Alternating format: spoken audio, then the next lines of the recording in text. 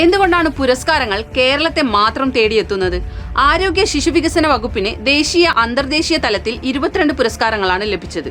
ഏറ്റവും കൂടുതൽ സൗജന്യ ചികിത്സ നൽകിയ സംസ്ഥാനത്തിനുള്ള കേന്ദ്ര സർക്കാരിന്റെ ആരോഗ്യമന്ത്രൻ പുരസ്കാരം തുടർച്ചയായി ലഭിക്കുന്ന സംസ്ഥാനം. ആരോഗ്യരംഗത്തെ മികച്ച പ്രകടനത്തിനുള്ള ഇന്ത്യ ടുഡേ അവാർഡുകൾ, മാതൃമരണം കുറയ്ക്കുന്നതിൽ ബെസ്റ്റ് പെർഫോമിംഗ് സ്റ്റേറ്റിനുള്ള ദേശീയ അവാർഡ്, ശിശുമരണം ഏറ്റവും കുറവുള്ള സംസ്ഥാനം, 1000 രോഗികൾക്ക് ഏറ്റവും കൂടുതൽ ബെഡുകൾ എംപാനൽ ചെയ്ത സംസ്ഥാനത്തിനുള്ള അവാർഡ്, NQAS അംഗീകാരം ഏറ്റവും കൂടുതൽ കരസ്ഥമാക്കിയ സംസ്ഥാനം. അങ്ങനെ 22 പുരസ്കാരങ്ങൾ. ഇതൊന്നും പണം കൊടുത്ത് ആരോഗ്യം വിലക്ക് വാങ്ങുന്ന സ്വകാര്യ ആശുപത്രികൾ ഉള്ളതുകൊണ്ടല്ല, മറിച്ച് പൊതുജനാരോഗ്യം സമ്പത്തായി കരുതുന്ന ഭരണകൂടങ്ങൾ ഉണ്ടായതുകൊണ്ടാണ്. കേരളത്തിന്റെ ആരോഗ്യരംഗത്തെ ഇങ്ങനെ രൂപപ്പെടുത്തിയ 3 പെണ്ണുങ്ങളുടെ പേര് എടുത്തു പറയേണ്ടതുണ്ട്. ശ്രീമതി ടീച്ചറും ശൈലജ ടീച്ചറും വീണ ജോർജും.